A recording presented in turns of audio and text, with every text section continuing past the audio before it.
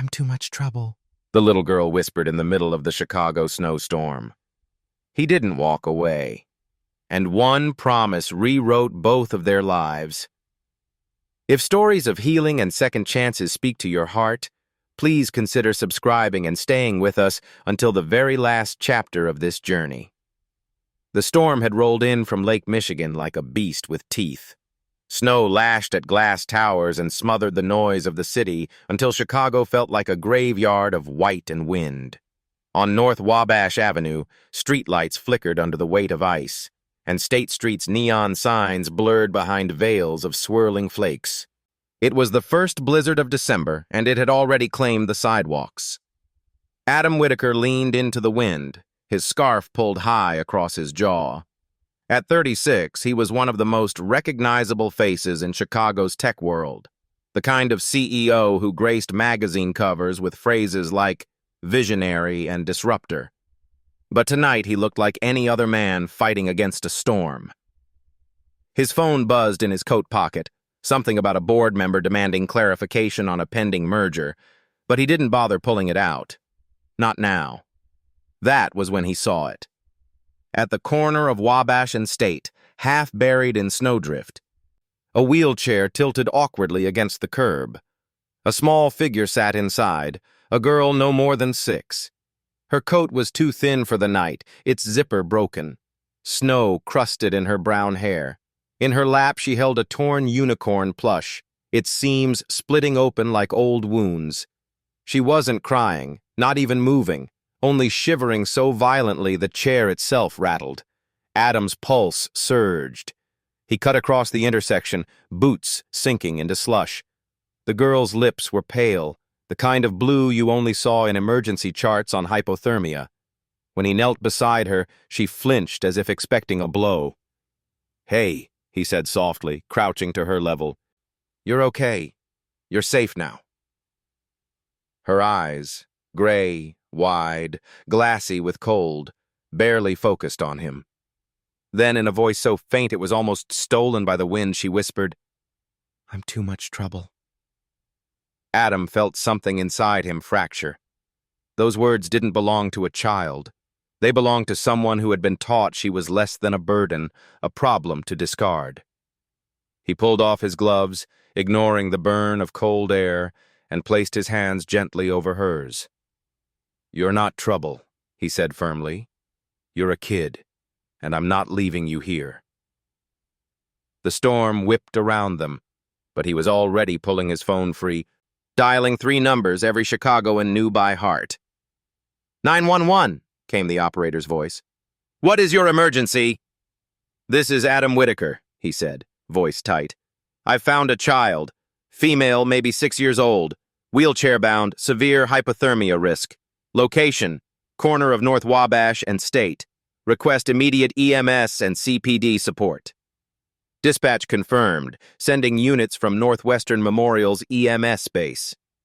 Adam peeled off his wool coat and draped it around the girl's trembling frame, shielding her from the wind. He remembered fragments from first aid training. ABCs, airway, breathing, circulation. Keep her talking. Preserve her core warmth. "What's your name?" he asked. Her teeth chattered too hard to form a sentence, but finally she managed, "Ellie?" "Ellie," he repeated, anchoring her to the sound. "You're going to be all right. They're on their way. I'm right here." Minutes stretched like hours. Traffic was nearly at a standstill, but Adam planted himself against the wind, using his body as a barrier.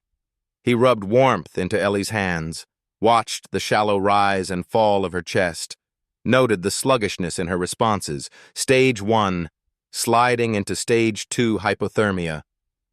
He spoke calmly to the dispatcher still on the line. "Core temperature compromised. She's semi-conscious. We need rewarming protocols ready." The sirens came at last, muted by the storm, then flashing blue and red carved through the white. A Chicago police cruiser slid to a stop, followed by the ambulance. Paramedics leapt out, hauling gear, warm IV fluids, foil thermal blankets, the works. "Step back, sir," one ordered. "I'm not leaving," Adam shot back. They lifted Ellie from the snow-jammed chair, securing her onto a stretcher. Her fingers, tiny and ice-cold, clutched at his coat lapel, refusing to let go. Even as they bundled her in heated blankets, even as oxygen hissed into a mask, she held on to him. The ambulance doors slammed. Adam climbed inside without asking. The paramedics strapped in, checking vitals, barking out orders. BP 80/50, core temp 93. Begin warm IV fluids, slow infusion, cardiac monitor on. Another paramedic glanced up at Adam, irritation edged with curiosity. Are you family? The word hung heavy in the air, muffled by storm and sirens. Adam looked down at the frail girl whose hand refused to release his sleeve. Her eyelids fluttered, lips cracked but moving. She trusted him, a stranger, because he had stayed when others didn't. He met the medic's eyes. I am now. The ambulance jolted forward, tires groaning through snow toward Northwestern Memorial's emergency department. Outside, Chicago remained swallowed by the storm. Inside, a promise had been forged, unspoken, yet absolute, that would alter the course of 2 lives forever. The ambulance roared north through Michigan Avenue, skidding against snowdrifts, sirens ricocheting off the frozen steel of downtown. Adam sat wedged against the wall, his coat half draped over Ellie, his heart hammering as if he could keep her alive by sheer force of will. The paramedics worked quickly, attaching leads, monitoring vitals. Core temp 92.7, stage 2 hypothermia. Begin warm IV fluids. Cardiac monitor engaged, barked the lead medic, a stocky man named Reyes. Ellie's chest rose shallowly beneath the thermal blankets, the oxygen mask fogging with each fragile breath. Adam whispered her name again and again, grounding her in the storm of wires and beeping monitors. She stirred faintly, clutching the unicorn tighter against her chest. When the ambulance doors burst open under the awning of Northwestern Memorial Hospital, the cold was replaced with a rush of fluorescent light and antiseptic. A trauma team was already waiting. Nurse Carla O'Neill, tall and precise, her voice cutting through chaos, and Dr. Malik Johnson, emergency medicine attending with hands as steady as stone. Pediatric exposure, wheelchair dependent, Reyes rattled off. Stage 2 hypothermia, bradycardia, multiple contusions, some old, some new. Possible NAT. NAT, non-accidental trauma. The words landed like a gavel. Adam felt his throat tighten. Carla steered the stretcher toward triage red. Let's move. Warm IV fluids at 40 degrees Celsius. Core rewarming with bear hugger. Monitor ABCs. Dr. Johnson bent close, checking pupils, palpating pulses. We need forensic photography. Document every bruise, every contusion. Chart old versus new? Already paging pediatrics, Carla replied. Social work notified per protocol. Ellie whimpered when the blanket shifted, revealing bruises like ink stains across her ribs. Adam leaned close. You're safe, Ellie. Just hold on. Moments blurred into a tapestry of precision. Warm IV infusion, heated humidified oxygen, dry clothing swapped for hospital gowns, sensors pressed against pale skin. The rhythm of medicine moved like an orchestra, each instrument playing to keep one fragile child alive. Then came the voice behind Adam. I'm her parent. Where's my daughter? He turned. A woman stood in the doorway, mid-30s, expensive coat thrown over pajama satin, makeup smeared. Trina Lawson. Stepmother. Her voice cut sharp. I'll be signing her discharge. She's coming home with me. Dr. Johnson didn't flinch. Ma'am, this child is being evaluated for suspected non-accidental trauma. She is not cleared for discharge. Trina's eyes narrowed. I have custody. You can't keep her. Carla's reply was ice. By Illinois law, suspected abuse triggers mandatory reporting. DCFS has already been contacted. Until cleared, she stays. A new figure entered then. Erin Vasquez, social worker, badge clipped to her sweater, tone firm but calm. Ms. Lawson, under the Illinois Juvenile Court Act, emergency protective custody can be initiated if a child faces imminent risk. That decision is being considered right now. Trina scoffed. You can't take her from me. I'll sue this hospital. Adam stepped forward, heat rising despite the chill still in his bones. She was abandoned in a snowstorm. I found her on Wabash. She'd be dead if... Trina snapped back. And who are you? Some stranger looking for attention? But before Adam could reply, Dr. Johnson lifted his chart. Documented hypothermia. Forensic photography shows patterned bruising inconsistent with accidental injury. EMS confirms location and exposure risk. This child is not leaving tonight. The words were steel. Ellie stirred weakly, eyes half opening. She looked toward Adam, not Trina. Her hand lifted blindly until Adam caught it. She whispered through cracked lips, "Don't let her take me." Every person in the room felt the air change. Erin noted it in her file without hesitation. Child expresses fear of caregiver, prefers alternate safe adult presence. Trina's voice rose. This is outrageous. She's manipulative. She makes things up. Dr. Johnson cut in, firm. This hospital has a zero-discharge policy for unsafe environments. Suspected NAT case. Observation hold initiated. CPD Special Victims Unit has been notified. The door swung open and a uniformed officer stepped in. Snow melted across his shoulders. Chicago PD, we'll need statements. Trina faltered then, her bravado cracking. But Adam saw something colder. Calculation. She slipped her phone from her coat, typing furiously, probably alerting someone who could spin this into her narrative. Carla ushered her out, citing infection control. The door sealed behind her. The storm outside roared against glass, but inside, triage read. There was silence, except for the steady rhythm of monitors and Ellie's faint breathing. Dr. Johnson signed the chart with a heavy hand. Suspected non-accidental trauma. Hold for observation, DCFS notified. Erin looked at Adam. Mr. Whitaker, are you willing to serve as temporary caregiver of record, just until the court can review? The question hung heavy, like a doorway with no handle yet. Adam's answer came without hesitation. Yes, whatever it takes.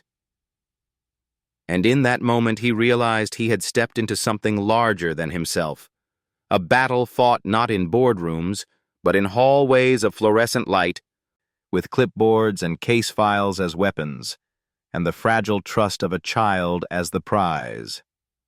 The fluorescent hum of the pediatric wing was nothing like the snowstorm outside, but to Adam it felt just as merciless. Hours had passed since the triage red scramble, and now Ellie lay in a narrow bed surrounded by rails, her unicorn pressed against her chest like a shield. Wires tracked her heartbeat in neon green across the monitor. Warm IV fluids dripped steadily, coaxing life back into her veins. Adam had been given a plastic chair at her bedside, the kind that turned every bone rigid. He didn't care. He wasn't leaving. Ellie's eyelids fluttered open briefly, and Adam leaned closer. Hey, you're safe. They're watching over you. Her voice was a whisper against the oxygen mask. Do they lock the door? Adam frowned. No, sweetheart. Nobody's locking doors here. But Ellie's hands were already moving, tugging at a crayon and paper Carla had left for distraction. She began to draw shakily. 4 walls, a window, and a door. Only this door had no handle. It was just a flat rectangle, sealed shut. Adam swallowed hard. What's this? She whispered. where they put me when I'm trouble. His gut twisted. He had heard of timeouts. Every parent knew the word. But to leave a child, disabled in a wheelchair, outside, or in locked isolation? The drawing said more than any testimony. At that moment, his phone buzzed. The name on the caller ID was Mr. DeLuca, the doorman at his River North condo. Adam stepped into the hallway to answer. "Mr. Whitaker?" DeLuca's voice was urgent. "You asked me to review the security cameras. I saw her, your little girl, the stepmother dragging her out the front entrance, left her in the cold. 30 minutes passed before she returned, and even then, she didn't take her upstairs. She left her in the lobby until midnight." Adam closed his eyes. The pieces fit too perfectly. Ellie's whispered words, the drawing of the door without a handle, the bruises. "Save that footage, DeLuca," Adam said. "We'll need it." Back in the room, Erin Vasquez, the social worker, was updating notes. Adam told her about DeLuca's footage. Erin's brows tightened. "That corroborates a pattern of environmental neglect and exposure risk. I can file for a no-contact safety plan with DCFS by morning, but we need a caregiver of record until then." Adam straightened. "Put my name down." Erin hesitated. "That means you'll be responsible for mobility safety, ADA compliance, pressure injury prevention. This isn't just babysitting. It's medical caregiving." "I'll learn." His voice was unshakable. That night, Nurse Carla showed him the basics. How to check the wheel lock before transfers. How to prevent pressure injuries by repositioning every 2 hours. How to use a transfer board safely when moving her between bed and chair. Adam listened as if these were merger clauses that could bankrupt an empire if misunderstood. Because in truth, one mistake could harm the girl who had just entrusted her life to him. Ellie, half asleep, whispered again. "Don't let her back in." Adam brushed her hair back gently. "She won't get near you. Not anymore." But as dawn broke over Streeterville, the storm outside thinning to a brittle gray, the hospital corridor echoed with sharp heels. Trina Lawson was back, phone in hand, her voice slicing the air. "You're holding my stepdaughter illegally," she barked. "I'll have my lawyer here within the hour. I'll sue this hospital. And you," she jabbed a finger at Adam, "you'll regret interfering in my family's business." Carla stepped in. "Ms. Lawson, hospital policy prohibits discharge to unsafe caregivers. You'll have to wait for DCFS review." Trina's eyes glittered with malice. "He's not family. He's nothing." Before Adam could answer, Erin returned with papers. "As of this morning, Mr. Whitaker has been registered as temporary caregiver of record with DCFS approval. Effective immediately, you are prohibited from contact until a safety hearing is scheduled." The words landed like a gavel. Trina's face drained of color, then twisted with rage. "This isn't over," she hissed, before storming down the hall.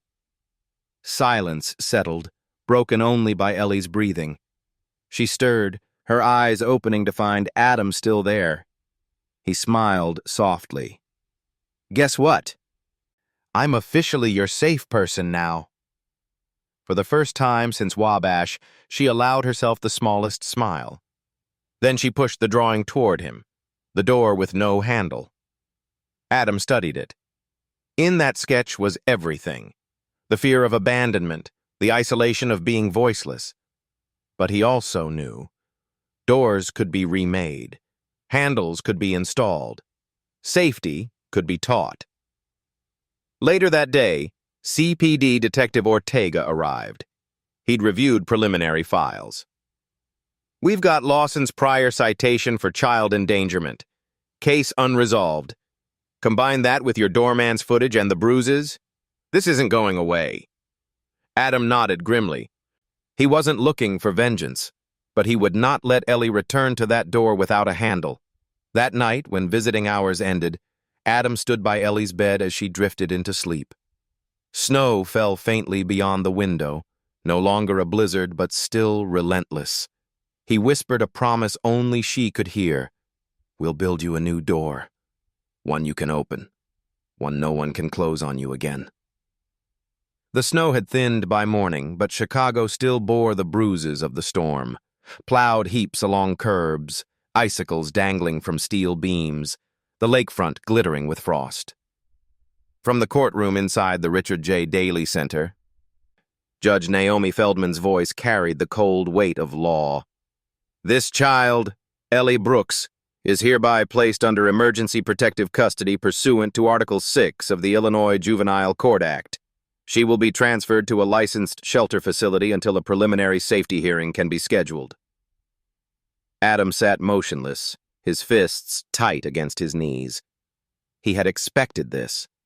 He had read enough overnight briefs from Rebecca Nguyen, the family attorney he'd hired. Still, hearing it aloud cut deeper than he thought. Trina Lawson smirked from across the aisle, her lawyer whispering into her ear like a parasite. To them, this was a delay, a tactic, another move on a chessboard. To Adam, it was Ellie's life. Two DCFS transport officers rolled Ellie's wheelchair forward. She looked impossibly small beneath a blanket, unicorn clutched tight. Her eyes scanned for Adam, panic rising as she realized he would not be walking out with her. He knelt quickly, gripping her hand before the officers could move. "I'll see you tomorrow, okay? They can't keep me away. 1 hour a day, every day. That's a promise." Her lips trembled. "What if they lock the door?" "They won't. And if they try, I'll be outside waiting." She nodded faintly. But when they wheeled her toward the exit, Adam felt his chest hollow out as if part of him had been carried away too. Lakeshore Haven Shelter sat on the south side, in a converted church with cracked stained glass and walls painted over too many times. Inside, fluorescent bulbs buzzed against peeling ceilings.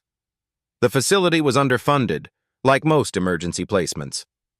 2 social workers juggled 6 children each. A night attendant doubled as cook and janitor. Adam's first visit, exactly at the scheduled time, revealed the reality. Ellie's wheelchair barely fit between bunks. The other children, older, louder, gawked openly. One boy tapped the back of her chair and laughed. Ellie startled so violently she nearly tipped. The startle response, Dr. Menon had explained, was common in trauma cases. The nervous system primed for threat, reacting as if danger was constant. Adam steadied her, his jaw tight.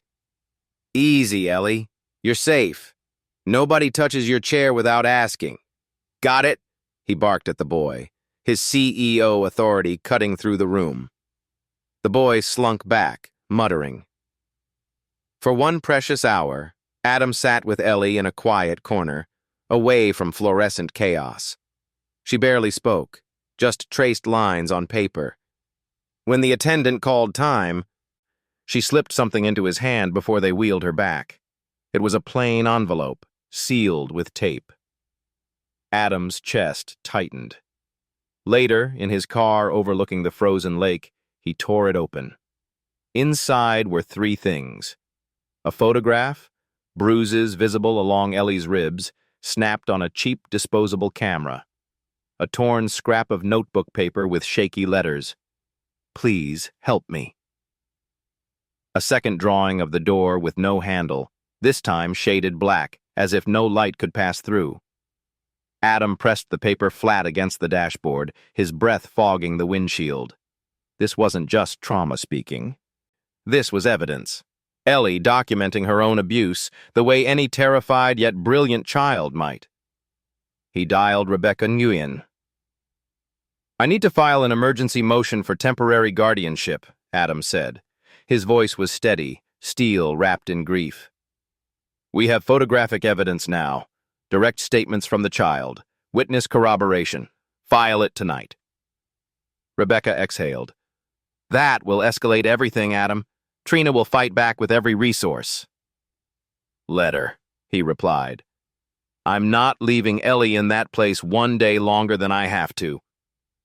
The next morning at Lakeshore Haven, Adam noticed Ellie's eyes dart constantly toward the door, as though calculating escape routes. He knelt again, speaking quietly. Ellie, that envelope. Thank you. That was brave. She looked down at her lap. If I show them, maybe they'll believe me. Adam's throat tightened. He touched the unicorn's frayed ear. They will believe you. And until then, I'll carry your truth. Her gray eyes lifted, fragile but resolute. Promise? I promise. That night, Rebecca filed the motion in Cook County.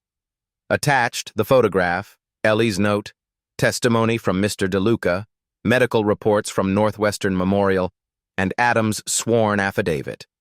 The packet was thick enough to bend the courier's bag. And for the first time since the blizzard on Wabash, Adam felt the tide shift. Not victory, not yet, but momentum. Because behind every sealed door there had to be a handle. And if no one else would carve one, Adam Whitaker would. Chicago keeps its secrets in steel and glass, but it also leaves them scattered like breadcrumbs, timestamps in the snow, reflections in darkened windows, numbers that add up to a single truth. By the time dawn bled a thin line over the river, Sergeant Luis Ortega of CPD had assembled a small war room inside the 1st District Station. A city map spiderwebbed with pins, a timeline running along a whiteboard. A rolling cart stacked with evidence bags, receipts, and printouts that still smelled of toner. Adam stood to one side, hands pocketed, jaw tight. Rebecca Nguyen stood at the board with a dry erase marker, her posture coiled and purposeful. Aaron Vasquez skimmed DCFS notes, flagging lines in yellow. And on a separate table lay the center of their constellation, Ellie's unicorn, photographed and logged after Northwestern's forensic team had dusted it for trace fibers. It looked absurdly small beneath the fluorescent lights. Ortega clicked a remote. A still frame appeared on the wall-mounted monitor. Easy Park Camera. Northwest corner of North Wabash and State. Date stamped 12/3, 7:42 p.m. The snow came sideways across the lens, a silver static. In the corner of the frame, a wheelchair at the curb, a shape in the seat bundled in a too-thin coat. Camera 1, Ortega said. City contracted lot. Motion-triggered video. We pulled the full feed. He advanced the footage in 15-second increments. The wheelchair didn't move. Wind carved long streamers from the girl's hair. Pedestrians passed as silhouettes in a blizzard diorama, heads down, rushing. No one stopped. Total duration? Rebecca asked. 51 minutes on this angle, Ortega replied. With a partial occlusion when a delivery truck idled here, he tapped another still, between 8:01 and 8:07. Another click. A second feed came up. CTA platform camera, state/lake. Through the snowfall, the green-lit stairs looked like the mouth of a cave. Ortega zoomed on a figure in a long coat hustling up the steps, face half hidden by a scarf. He froze the frame and drew a circle around the gloved hand holding a phone. Facial ID? Adam asked. Too obscured, Ortega said. But time, 7:58 p.m., matters. Watch what happens next. He split the screen. Left, the wheelchair in the storm. Right, the CTA exit. The two video clocks ran in tandem. The wheelchair shivered in the wind. The figure on the right descended, hailed a rideshare, and vanished in a sluice of taillights toward River North. Ortega lifted an evidence sleeve and slid out a thin receipt. POS from Blue Ember Lounge, River North, 8:14 p.m. 1 Cabernet, 1 old-fashioned, 1 truffle fries, 2 Kraft sliders. Card holder, Trina Lawson, matched to her visa ending in 3192. Rebecca's marker squeaked against the board as she wrote, 8:14 p.m., Blue Ember POS. Backup corroboration, Ortega continued. ATM log inside the bodega at State and Lake, 7:39 p.m. Camera on the ATM gives us a reflection of the foyer. Same coat, same scarf, same phone case with a gold ring. Withdrawal, $60. We pulled the bank's geofence and the card's tap history from that evening under warrant. Aligns with the route from Turner House to Wabash, then on to Blue Ember. God, Aaron murmured. She left Ellie in the snow and went for cocktails. Adam said nothing. There are moments so cleanly cruel that words cheapen them. He only felt the old anger reignite, focused now, narrowed to a blade. Ortega advanced to another clip. Neighborhood ring camera, Lower Wabash, 7:48 p.m. Audio picks up a woman's voice, Ms. Lawson, saying, "If you make me late again, you'll stay right there until you learn." He pushed a transcript across the table. Time code positions her within 30 feet of the EZ Park camera. Rebecca looked up, eyes cold and bright. We have conscious disregard. That is not a lapse. That's punishment by cold exposure. Ortega nodded and switched feeds again. A different angle this time. Lambert's Liquors, State Street, their doorway camera trained on the sidewalk. At 8:03 p.m., the same long coat paused, phone at ear, then turned toward a ride share that had pulled half onto the snowy curb. The license plate popped crisp and readable when the brake lights flared. Driver app data got us the trip manifest, Ortega said. Pickup 8:04, drop off Blue Ember, 8:12, Ms. Lawson tipped $3. Add rideshare record to evidentiary list, Rebecca said. Ortega, can we speak to the bartender? We already did, Ortega said. 2 bartenders. One remembered she complained about the baby drama ruining her night. Said she'd parked her outside for a minute while she handled texts. That statement is on record. Both signed under penalty of perjury. Rebecca drew a line down the center of the whiteboard, dividing it into 2 columns.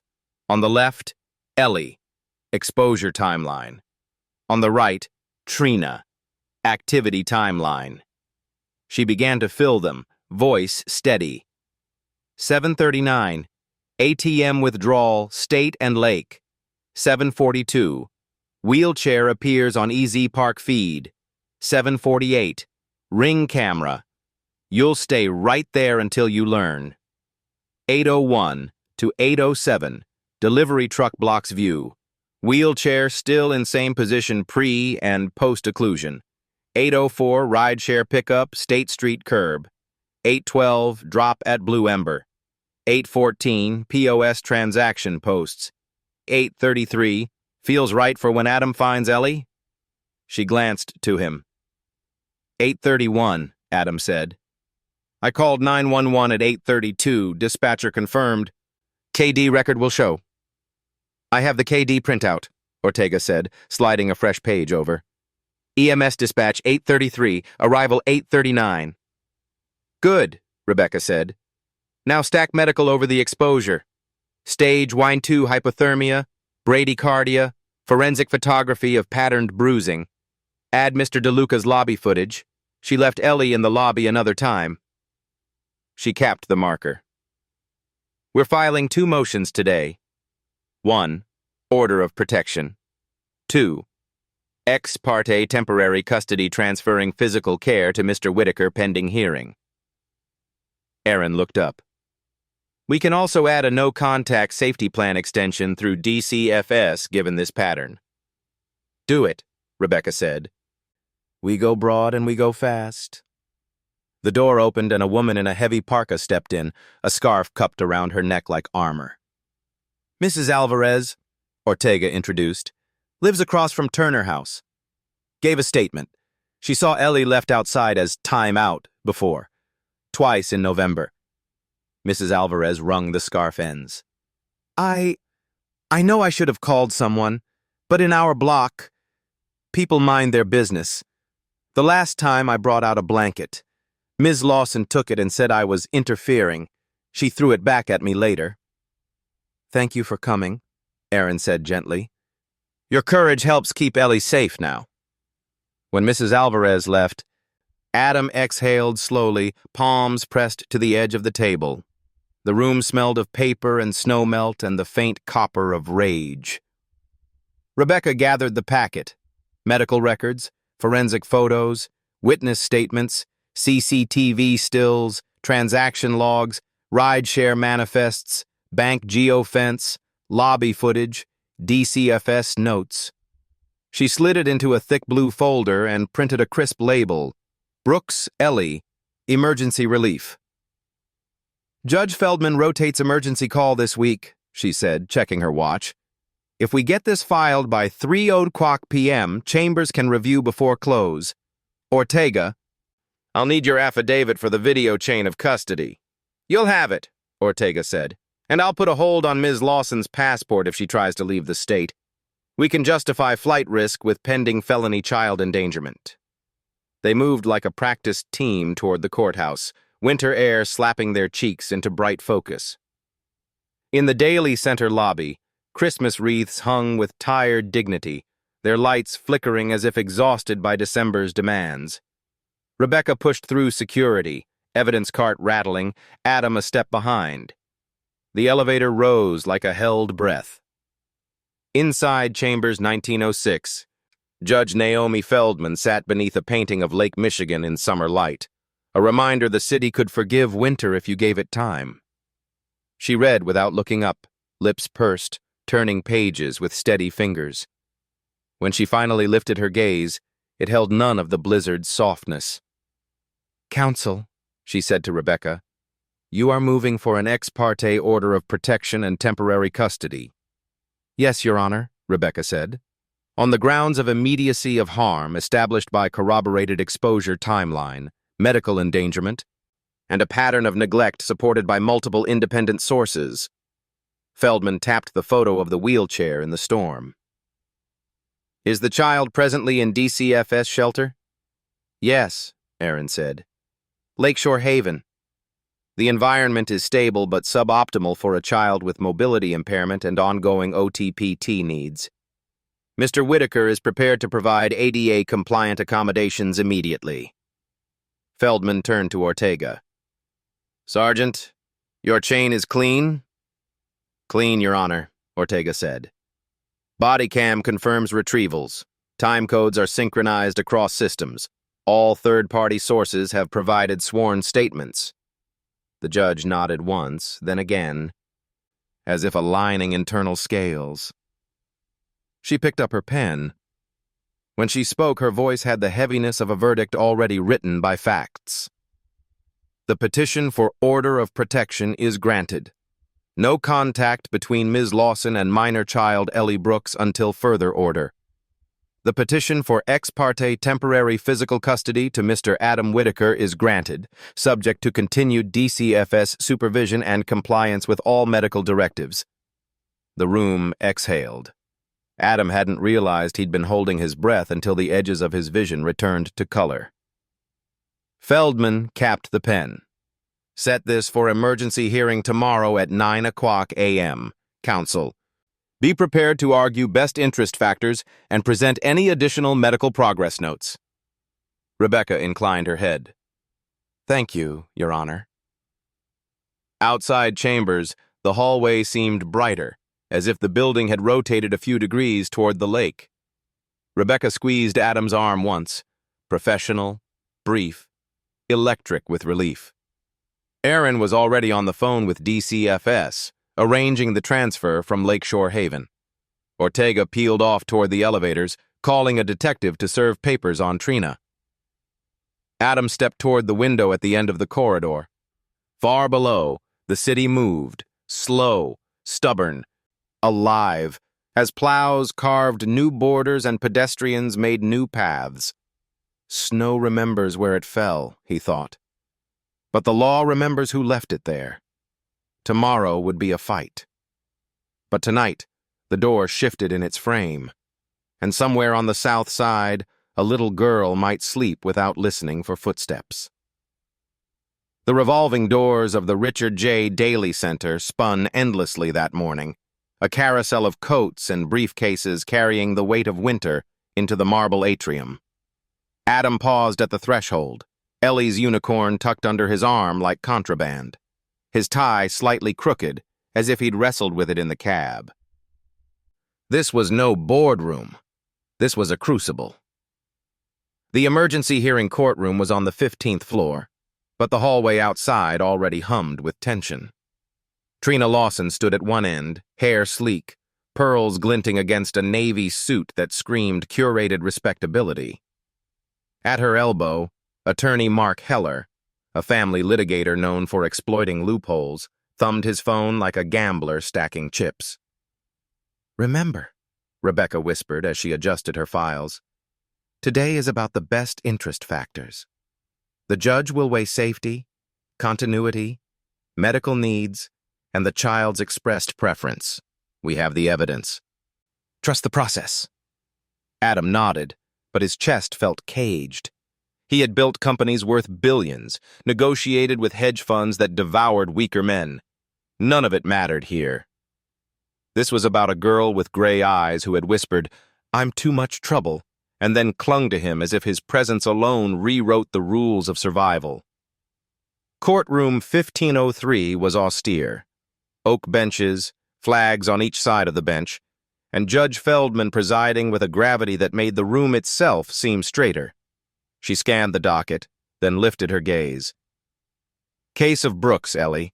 Petition for temporary guardianship and order of protection. Appearances, please." Rebecca rose. "Rebecca Nguyen for the petitioner. Mr. Adam Whitaker, present." Heller stood. "Mark Heller for the respondent. Ms. Trina Lawson, present." Feldman nodded. "Proceed." Heller moved first, his voice oily smooth. "Your Honor, this is a tragic misunderstanding, fueled by weather and by a billionaire seeking to burnish his public image. Ms. Lawson is a stepmother under stress, blended family stress, as psychologists call it. The child has behavioral issues, resists discipline, and this story of abandonment, is nothing more than dramatization encouraged by a man who thrives on publicity." He gestured at Adam.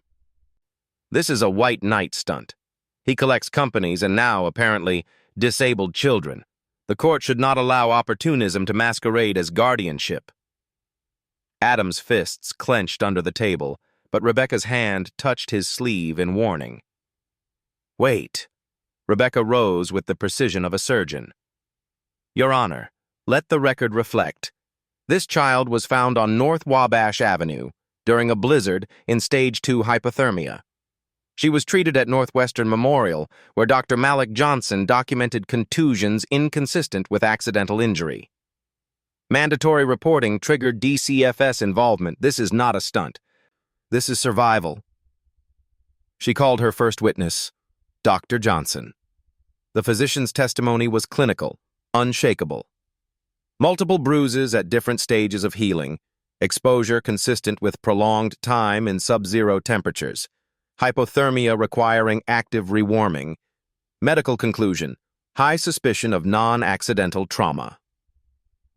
Next came Erin Vasquez, social worker. She explained the no-contact safety plan, DCFS protocols, and Ellie's disclosure of fear. "The child has expressed a consistent preference for safety with Mr. Whitaker, whom she identifies as her secure adult." Heller cross-examined with venom. "Ms. Vasquez, isn't it true that children often align with whichever adult indulges them most?" Erin's answer was steel. "This is not about indulgence. This is about survival, and Ellie has made that clear." Then Mr. DeLuca, the doorman, testified about the lobby footage. Ellie left for half an hour in November, coatless. His voice cracked as he admitted he hadn't called authorities then. Finally, Ortega stepped forward, presenting the synchronized EZ Park, ATM, POS, and rideshare data. The timeline assembled like a guillotine. Ellie in the snow at 7:42, Trina drinking cocktails at 8:14. The silence after his testimony was heavier than any objection. Rebecca's last witness was unexpected. Dr. Priya Menon, child trauma therapist. She explained the concept of felt safety. For traumatized children, safety isn't defined only by environment. It is defined by consistent caregiving signals, lights left on against the dark, voices that reassure rather than punish, doors that open when small hands push. Ellie has articulated these needs clearly. She calls Mr. Whitaker's presence home. Heller tried to object, but Feldman waved him down. I want to hear from the child. A hush fell. Ellie was wheeled forward, unicorn in her lap, her feet dangling slightly above the footrest straps. The courtroom seemed too large, its echo too sharp for a 6-year-old. But when Judge Feldman leaned down, her voice softened. Ellie, can you tell me what feels like home to you? The girl's gray eyes flicked to Adam, then back to the judge. Her voice was small but steady. When it's dark, he keeps a light on. That's what home feels like. The room broke, not in noise, but in silence, the kind that collapses arguments, that shifts tectonic plates. Adam's throat burned, his vision blurred. He had never fought so hard for a sentence that wasn't his own. Judge Feldman leaned back, her face unreadable for a long moment. Then she wrote briskly, Temporary guardianship is hereby granted to Mr. Adam Whitaker. No contact with Ms. Lawson until further order. DCFS supervision continues. Full hearing set in 30 days. The gavel struck once, and the weight of it was like the storm breaking. Trina hissed as she rose, her eyes venom. This isn't the end. Rebecca gathered her files, serene in victory. Aaron squeezed Adam's arm. Ortega offered a nod of respect. But Adam saw only Ellie, who turned her unicorn toward him as if passing the torch. As they left the courtroom, Adam carried her wheelchair down the last 2 marble steps himself, not waiting for assistance. Outside, the wind had softened. For the first time, the revolving doors opened toward a future that felt possible. The River North skyline glittered like a crown of glass when Adam carried Ellie across the lobby of his condo for the first time. Snow still clung to the wheels of her chair, leaving tracks that shimmered beneath the chandeliers. Mr. DeLuca, the doorman, held the door wide, his eyes soft with a kind of silent oath. Upstairs, Adam's penthouse had always been sleek. Walls of steel gray abstract canvases, furniture chosen by decorators more concerned with symmetry than warmth. Tonight, it felt cavernous. Ellie's small figure, wheelchair against polished oak, made the space seem incomplete, a blueprint waiting for walls that actually mattered. Too big, Ellie whispered, hugging her unicorn. Then we'll make it smaller, Adam replied gently. The next morning, contractors arrived before dawn. Adam moved with them like a man possessed. He studied ADA guidelines as if they were merger contracts, memorizing ratios and slopes. Ramp here, he told the foreman, pointing to the 2 steps that separated the living area from the balcony doors. 112 slope, no exceptions. Swap out every knob for lever handles, he added, sketching quick diagrams on the back of architectural plans. She needs independence, not obstacles. They measured and cut, laid rubber treads along slick hallways, installed transfer boards beside her bed. In the bathroom, Adam oversaw the placement of grab bars, adjusting by inches until he was satisfied. Safety isn't negotiable, he muttered. By evening, the penthouse echoed with drills and sawdust. Where once there had been sterility, there were now rails, ramps, and nightlights. Ellie watched from the sofa, sketching with crayons, her lines steadier now. She drew doors with bright handles and windows spilling yellow light. When Adam crouched to ask what she was making, she smiled faintly. Our house. It has lights that never go out. He swallowed hard. Then that's what we'll build. Therapy began that week. Dr. Priya Menon arrived with a tote of puppets, paints, and therapy cards. We'll start with play therapy, she explained. Children tell the truth through play when words feel dangerous. Ellie picked a small wooden house from the kit and placed a figure inside. The door is stuck, she said, pushing hard. And if we added a handle? Dr. Menon asked. Ellie drew one with her crayon. The puppet walked free. Adam watched from the corner, learning. Later sessions included CBT exercises, naming fears, grounding them, reworking the story. Sometimes Adam joined, guided by Dr. Menon. 5 things you can see, 4 you can touch, 3 you can hear, 2 you can smell, 1 you can taste. Grounding. Anchoring. On Fridays, Adam declared pizza night. They ate on the floor with paper plates, grease-spotting spreadsheets he'd left abandoned on the coffee table.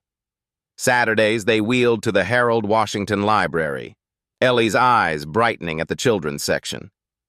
Sundays, they rolled through Maggie Daly Park, not skating, but watching the ice ribbon sparkle beneath strings of lights. It was not perfect.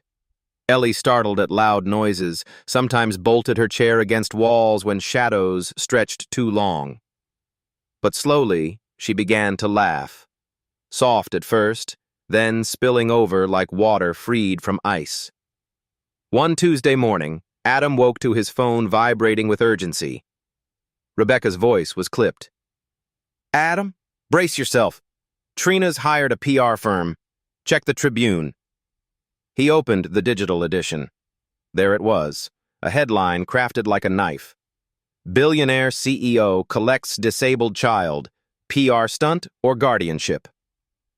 The article dripped insinuation. Anonymous sources claimed Adam had a history of controlling behavior. A former board rival suggested he was weaponizing sympathy. The photos, telephoto shots of Adam pushing Ellie's chair into the Daly Center, were framed like theater, the unicorn plush in full view. By noon, Whitaker Systems stock had dropped 6%. The board scheduled an emergency session. Adam sat in his office overlooking the loop, phone buzzing with investors demanding explanations. His CFO, voice like static, warned, "You can't mix personal drama with corporate governance. Choose the company, Adam, or step aside." He closed his eyes, pinching the bridge of his nose. Then he heard Ellie's laughter from the living room. Noah Patel, the neighbor's boy, showing her how to fold paper into airplanes. Her giggles were high and unbroken, like bells that had forgotten how to ring. The choice wasn't a choice at all. That evening, a different storm gathered. Adam knew he had to speak, not to defend himself, but to reclaim the story. He drafted a plan on the back of a takeout menu. Adaptive Tech Lab inside Whitaker Systems. Research wheelchairs with pressure mapping cushions to prevent sores. A mobile app. Leave the light on. A smart nightlight scheduler for children with trauma-related night terrors. A philanthropic initiative. No More Dark Foundation. Funding ADA home modifications and legal aid for abandoned children. He presented it to Ellie first, crouching by her chair. What if we built a place where kids like you don't have to draw doors without handles anymore? Her eyes widened. And lights that never turn off? Exactly, Adam said. Lights that promise morning will come. She pressed her unicorn to his chest in silent approval. But as night fell, the battle lines sharpened. The media spun, the stock ticked red, and Adam's board sharpened knives. For the first time since Wabash, he felt the old fear, that the world's machinery could grind down even the smallest light. Then Ellie tugged at his sleeve. Don't worry, she said softly. If the lights go out, you'll turn them back on, right? Adam bent, his forehead against hers. Every time. And though the skyline outside flickered with uncertainty, inside the penthouse the nightlights glowed, tiny blueprints of light against the dark. The boardroom on the 42nd floor of Whitaker Systems was a cathedral of glass, overlooking the Loop in pale January light. But inside, the atmosphere was storm gray. 12 directors sat in polished leather chairs, their laptops open like shields. Numbers scrolled on the screen behind them. Stock down 8.2% in the last week. Headlines multiplying like fractures in glass. At the head of the table, Adam adjusted his tie. His reflection in the glass wall looked older than 36, carved by nights without sleep.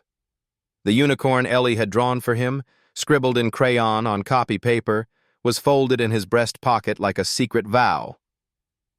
"Mr. Whitaker," intoned Richard Hanley, senior board member, "your personal entanglement has compromised shareholder confidence. We're here to determine whether your continued leadership serves this company's fiduciary obligations." Adam kept his voice calm. "This company was built to change lives with technology. If it can't withstand one child's cry for help, then maybe we've lost the plot." Murmurs around the table. Hanley raised an eyebrow. "You risk billions for sentiment?" Adam leaned forward. "Not sentiment. Strategy. You want growth? I'll show you growth." He tapped the tablet in front of him, projecting slides onto the wall. Whitaker Adaptive Tech Lab. Wheelchairs with 3D printed cushions based on pressure mapping to prevent sores. Leave the light on app. Smart nightlight schedules integrated with trauma therapy protocols.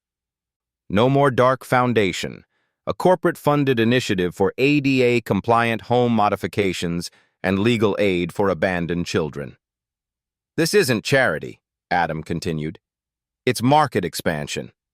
Adaptive tech is a $20 billion sector, underserved and primed for disruption.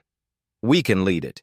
And we'll do it while answering the one question our critics don't expect. Why not build a company that heals while it profits?" Hanley's jaw tightened. "And the girl?" Adam met his gaze. "She's not a liability. She's the blueprint. Without her, none of this exists." Across town, in the River North condo, Ellie was returning from therapy with Noah Patel, the neighbor's boy, skipping ahead to press the elevator button. Adam had left her with Carla, the home nurse, while he faced the board. The doors slid shut. The car jolted once, then froze. Lights flickered. The hum of machinery stopped. Ellie's breath hitched. The walls seemed to close in. She clawed at the armrest, heart pounding. The memories surged, the dark, the cold, the locked door with no handle. I can't breathe," she gasped, tears streaking down her cheeks. Carla knelt beside her, fumbling for the emergency phone. But Ellie was spiraling into full panic, chest heaving, hands trembling. "Noah!" she cried, eyes wide. "No door!" "No door!" Noah's 10-year-old instincts flared. He grabbed her hand. "Ellie, 5 things you can see. Come on. Just like Dr. Menon taught." Her gaze darted wildly. Walls? Buttons? Lights? "That's 3. Keep going," Noah urged. "Mirror. Your face," she whispered. "Good. 4 things you can touch." He pressed her hand to the unicorn, to the rail, to his sleeve. "Now 3 things you can hear." Ellie strained. "My heart. Your voice. The hum." The grounding pulled her back from the spiral. By the time building staff pried the doors open at the service level, her breaths had slowed, tears drying on flushed cheeks. She whispered, "The door opened." Noah smiled, shaky but proud. "Told you it would." Back in the boardroom, Adam's phone buzzed with Carla's emergency text. Elevator stuck. Ellie panicked. Stable now. His pulse spiked, but Rebecca's earlier words echoed in his mind. Trust the process. He turned back to the board. "Gentlemen, ladies, our children are our future users, patients, customers, citizens. Ellie showed me what darkness looks like, and she showed me what light means. Whitaker Systems will not back away from that truth. Hanley sneered. You risk your empire on nightlights and pity plays? Adam straightened. No. I build an empire where no child has to whisper, I'm too much trouble. The silence was volcanic. Then the youngest board member, Aisha Reynolds, spoke. I vote we back him. This isn't weakness, it's vision. And I'd rather invest in a future lit by compassion than in numbers alone. Half the board shifted, murmurs turning. The tide was changing. That night, Adam stood in the courtyard of the building, Ellie beside him, bundled in a blanket. Snow dusted the hedges, and the city lights shimmered off Lake Michigan. Scary day, huh? He asked gently. She nodded. But the door opened, and Noah remembered the numbers. Adam crouched to her level. That's called grounding. You did it. You found the light in the dark. She pressed her unicorn to his chest. You keep the light on. He smiled faintly. Always. The next morning, headlines shifted. Whitaker Systems launches No More Dark Initiative. Tech giant pledges $100 million to adaptive innovation. Stocks rebounded. Media outlets pivoted from scandal to spotlight. And for the first time, Adam felt the narrative breaking free of Trina's grip. Ellie's laughter in the background sealed it. The boardroom and the backyard finally spoke the same language, one of light. The oak-paneled courtroom smelled faintly of polish and history, as if the walls themselves had absorbed decades of pleas, verdicts, and the whispered prayers of families. Morning light streamed through tall windows, catching flecks of dust in golden shafts. On the docket board, In re, Brooks, Ellie. Petition for termination of parental rights. This was the day. Adam sat at the petitioner's table, suit pressed but hands restless against a yellow legal pad. Beside him, Rebecca Nguyen stacked files with the precision of a surgeon preparing instruments. Across the aisle, Trina Lawson adjusted her pearl necklace, her smile brittle. Her lawyer, Mark Heller, whispering last-minute strategies.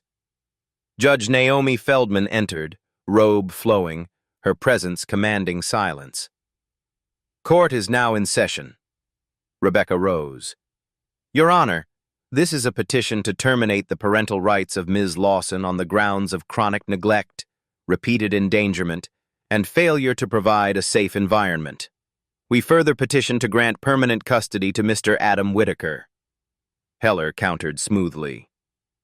Your Honor, Ms. Lawson acknowledges past mistakes, but she has completed parenting classes, certified 12 weeks, and presents certificates of completion.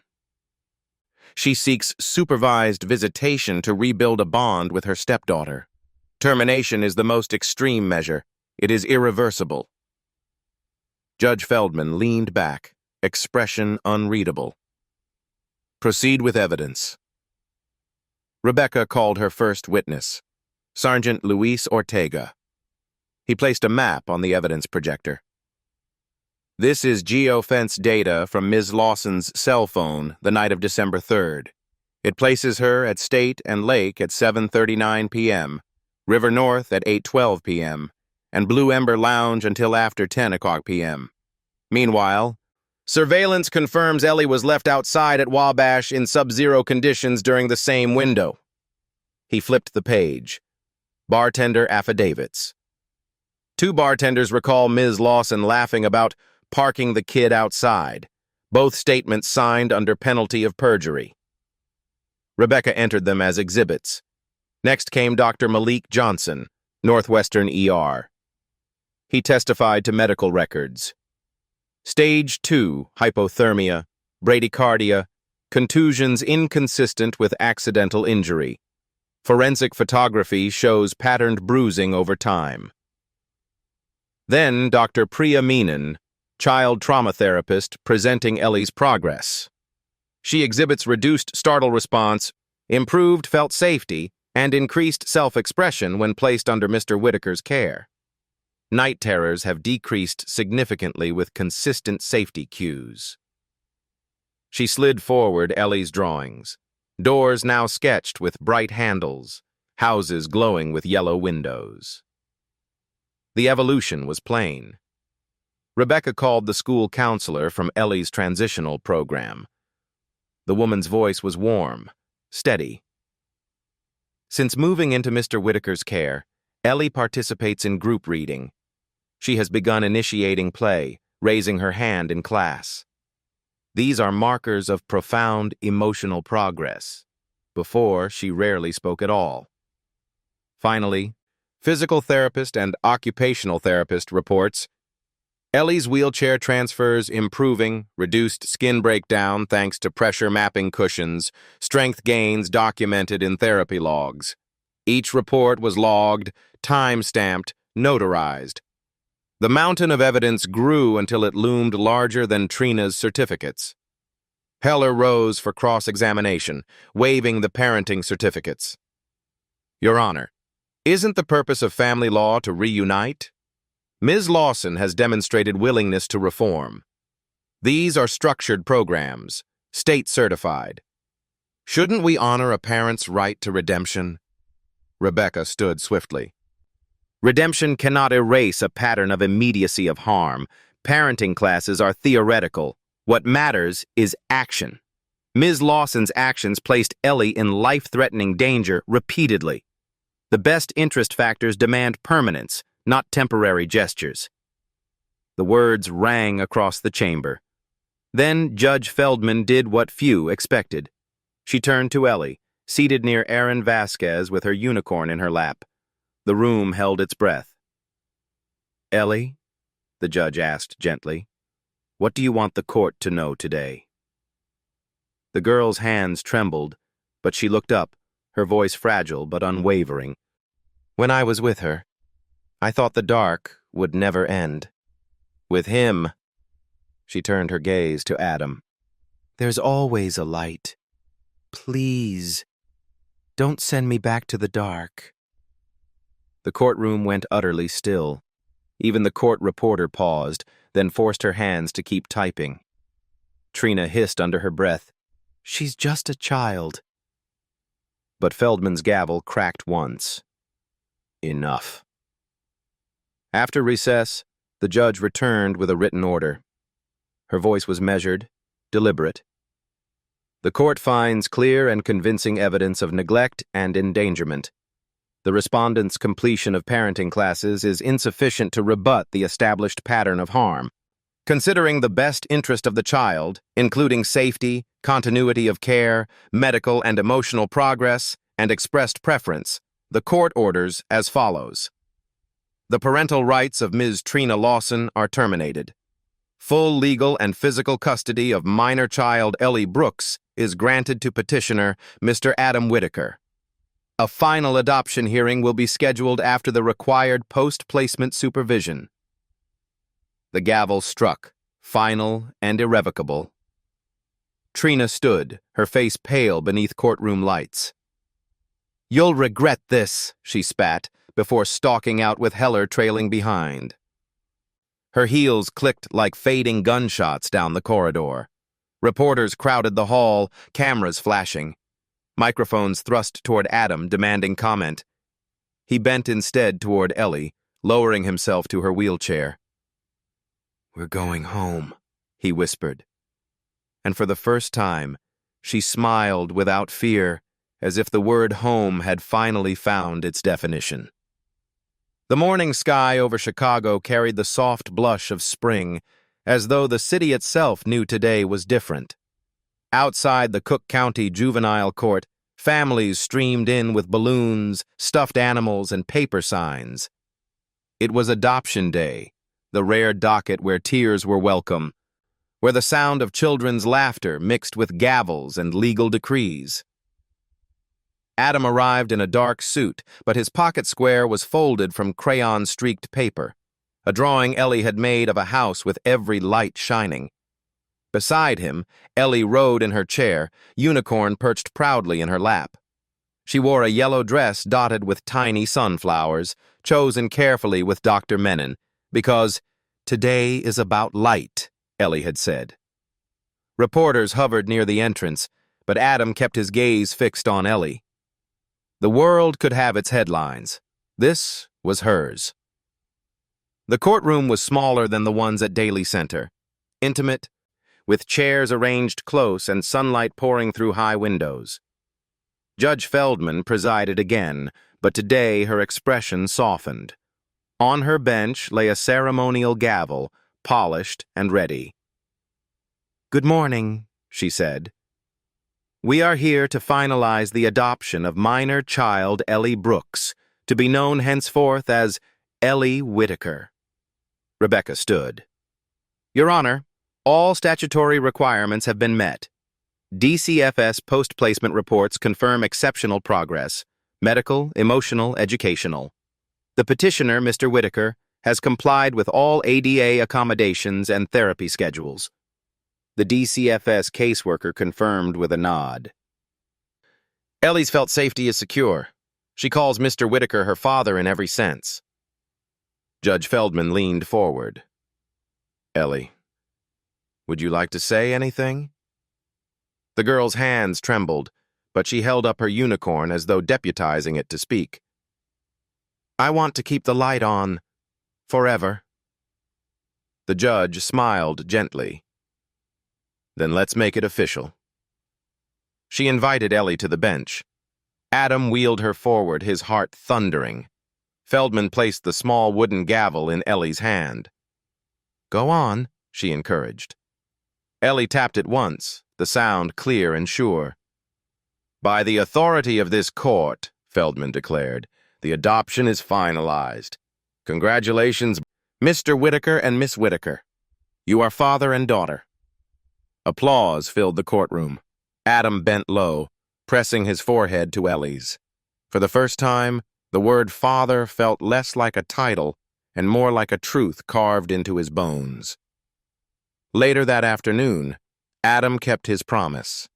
He had chosen Milton Lee Olive Park, a green stretch where Lake Michigan shimmered like glass under the sun. They spread a picnic blanket, Rebecca and Aaron joining them, along with Noah Patel and his family. Sandwiches and lemonade filled the baskets, but the real feast was laughter. Ellie wheeled to the edge of the lawn, looking out over the lake. She held something in her lap, a small electronic key fob. Adam had given it to her that morning. "It controls the nightlights at home," he explained. "Every room, every hall.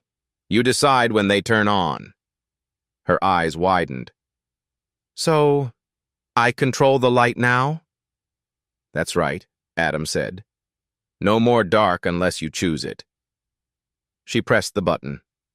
Somewhere across the city, in their River North condo, every light would have flickered on, banishing shadows. Her smile was radiant. The picnic rolled on with games, stories, and Dr. Menon arriving late carrying a cake shaped like a door. Frosted in bright yellow, 2 handles stood on either side. "What's this?"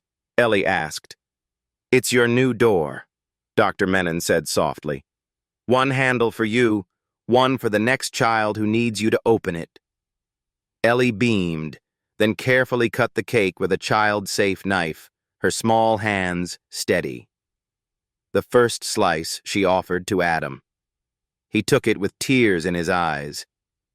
"You've given me the only door I ever needed, Ellie." As the sun lowered, Adam wheeled Ellie closer to the water's edge. The city skyline glowed behind them, steel softened by gold. She held up her final drawing, taped to cardboard so the wind wouldn't crumple it. It was a door, bright blue, wide open, with 2 handles. One handle clutched by a girl in a wheelchair, the other extended outward, waiting for whoever might come next. Above the door, she had written in careful letters, "No more dark." Adam felt something in his chest unclench, the ache he had carried since Wabash finally easing. This wasn't just about survival anymore. It was about legacy, about light that outlived storms. Ellie leaned against him, whispering, "We built it, didn't we? A door that opens." He kissed the crown of her hair. "Yes, Ellie, and it'll never close again." As evening settled, the camera of a distant news crew caught a final image. Father and daughter silhouetted against Lake Michigan, a drawing held between them, golden light spilling across the water. The story that had begun with a whisper, "I'm too much trouble," now ended with a declaration written in crayon and truth. No more dark. Thank you for staying with us through this journey of light and healing. If this story touched your heart, please consider subscribing so you'll never miss the next chapter of hope and second chances.